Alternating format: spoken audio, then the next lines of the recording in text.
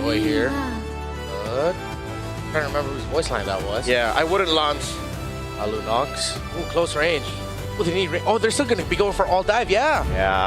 Yeah, that makes a lot of sense. Yeah. They have some way to scale a secondary win condition, a good means to punish the front line against their opponents, and then the Leomord finally at the end. Okay, so both of them have let out picks that they've been banning consistently. Aurora finally gets a Leomord, meanwhile, Stormy finally gets his Farsa. Innocent, what are you going to pick? Is it going to be a carry or a fighter? CC has been banned. Sora's out of here. Did you just carry or Claude? I think you just take Claude. Yep. At this point, just call it a day, pick Claude, and Innocent just play perfect. You'll win us the game. Which, I mean, isn't a tough task for Innocent. Asking Innocent to play perfect is like asking any of us to breathe. It's like, yeah, sure. I'm thinking it's still a fighter side lane.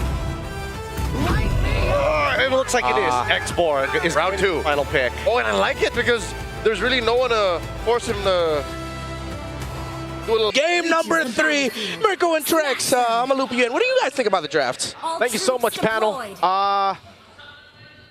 Yeah, I don't know. I really like that expert pick. That's number 1. And also, the reason we don't see carrier Claude is because Aura Gaming wanted the carry Claude. They wanted to have the Freya to go up against that. It's a really good matchup for the Freya. I think if they went Claude, it would have been cooked. If they went Claude, I definitely think they would have been cooked. I was expecting something maybe like a Ruby to kind of slow down the enemies. It goes great with the YSS, but still the X-Borg is phenomenal against all of these fighters, all of these divers.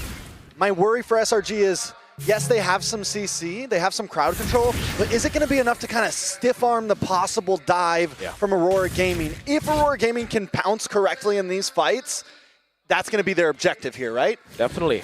They need to find those big sets, and honestly, Pagu, whenever he's on the Grok, it just seems like it's inevitable. They have the mid-prio as well. Remember the matchup head-to-head that we were talking about last game? Lunox now is 4-0 against the Farsa, thanks to Stormy and SRG's comeback in game number 2.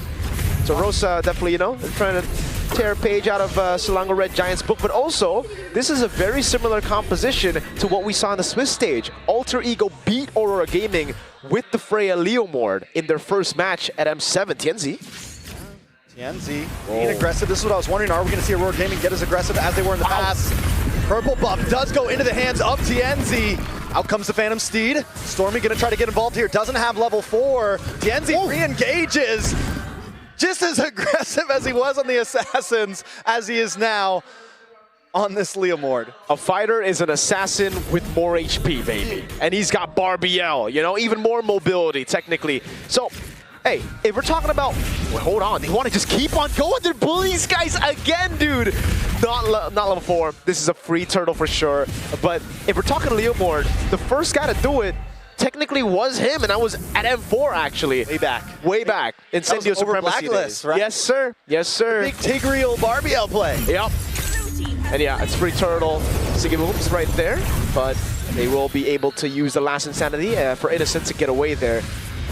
Oh, interesting. They even commit a feather airstrike there, trying to take away the gold camp, but now it's, again, just Tienzi walking up, stealing camps away, really trying to suffocate Skies in this matchup. Phantom Steed knows there's no flicker on Stormy. Well, Rosa's got his back, but Tienzi, and this is the thing, he knows not to fully commit sometimes. He'll use the ult, he'll use the punctures, but look at the damage on it. Innocent not going to be able to get away from this one. Rosa with first blood. That's the thing about using the last Insanity defensively. It takes a while for you to get to Faraga armor back, especially in the early game here. So Aurora Gaming, really good punish up top. The rotation was clean, and even just the feint there with Tienzi already using Phantom Steed. It puts Selangor Red Giants into a false sense of security. They were like, oh, there's no way they would dive. You know, the Phantom Steed is down. That airstrike does come down, but Tienzi doesn't care. He just wants his purple. You said they were denying. They are starving Sekais right now. More damage lands on a Cram. Cram trying to come help out, but Aurora Gaming got what they came for. They quickly back off. Lunar going to be able to use the Consecration, go through this tower to safety. So up top. Whoa, solo kill? No. Innocent flickers out. He's good. But man, this is a struggle for the gold lane, for even Skies in the jungle, especially here. A level down. Sigiboo still trying to pressure, trying to threaten Innocent with a solo kill. Takes two turret shots, just save home. About that life. It's all about that right there. You're my boy. let it be that way, right? For the most part in game number 1 and game number 2, Siggy Boom did boy the Innocent. Like, Innocent was his boy for the most part. That's how we're gonna refer to it now. It's the son. Yes. All right. Did he steal the orb? Oh, Sekai's deleted. Rosa takes the kill, a nice Tsunami Slam, but it's just for you. He's trying to get away, and he dashes under the tower. Lunar looking for another. Rosa with the double kill. Falling Star Moon does land on a 4, but just to commit to his own possible death. Aurora Gaming, 3rd game in a row, controlling the early game. Turrets do not exist for Aurora Gaming in game number 3. Tienzi, I don't know if my eyes deceive me, but I believe Tienzi, he let Barbiel steal the orange, bro.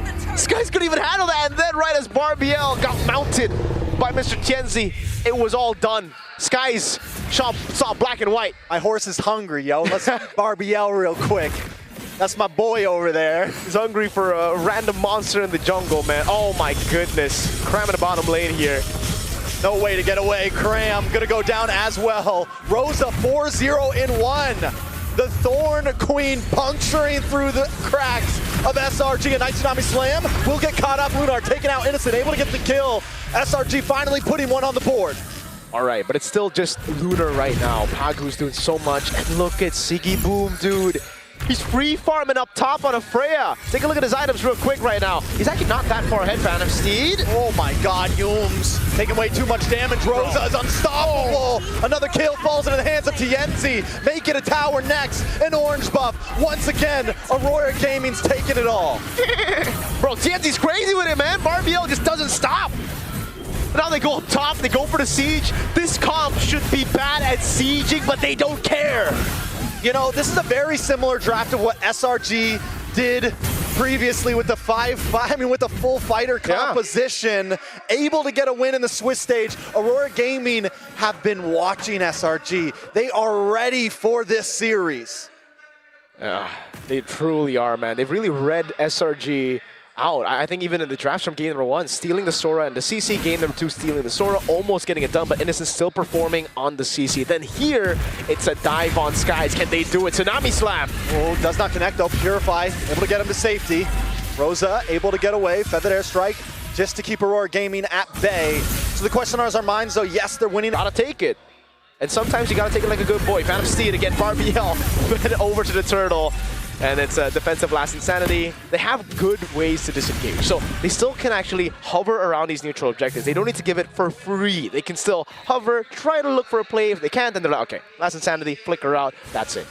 You know, I know we talked well about the Xborg, but at this point, another game with Innocent on it, I feel like we don't get to see any aggressive last insanities. Yeah. They're all used defensively. Innocent, you know, he was able to pop off with that CC last game. He's never going to really have the opportunity to pop off here. Yeah, it gets really tough because of the ganks, and Aurora Gaming have consistently been able to do this. They've actually outperformed Sky, Stormy, and Yums in the trio mid. That is what has led to Innocent losing out a lot in farm, and now they're going to do it again, dude. Right on time. They are just zoning Innocent away from farm, trying to take... You know what? They might be starving Innocent now. They're like, we're done with you, Skies. Now it's time to make you, Innocent, our boy. This is something that Aurora Gaming lacked in previous games.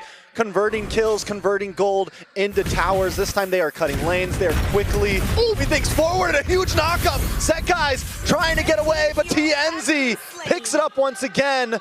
Yum's in a bad spot as well, up against Siggy Boom. Rock's gonna make his way up. Should be able to escape, but still Aurora Gaming, 6K gold lead. Yeah, never mind. Aurora Gaming, usually it's like, I take the territory and then you have to move somewhere. But even when Selangor Red Giants try to reclaim some territory, Aurora Gaming were there and they're like, yeah, no, that's not gonna happen. Innocent in the bottom lane, we bullied him. You're not going to get face, not at all. And even if you do, we're gonna take you down. So it's a bad trade in the end, a turret tier 1. Oh, look at that damage, my guy. What is that damage? Oh, my Lord! Here comes Tienzi as well. Another tower is going to drop here. Innocent trying to defend, trying to get some damage off. He doesn't have the frog armor. He's in a bad spot. Tsunami Slam, but it's right into all members of Aurora Gaming. And SRG are shattering right now. Sekai's drops next as Siggy Boom pops off. Tienzi survived that! that? He got caught in the Flicker Tsunami Slam, brought right into the Mountain Shocker, but it wasn't enough though. Innocent! He's an assassin with more health bar. Oi! And they dive in. Lunar takes out Innocent. Lunar takes out Stormy. Lunar with the double kill. And a Lord is coming soon. Aurora Gaming are stomping Selangor Red Giants. Nice steal, Pagu. Lord slain by Pagu. That's going to be a stat later on. I don't know how we're going to figure that out, but Pagu's going to have one Lord in the stat sheet. They don't care about turrets. This is an assassin with more HP.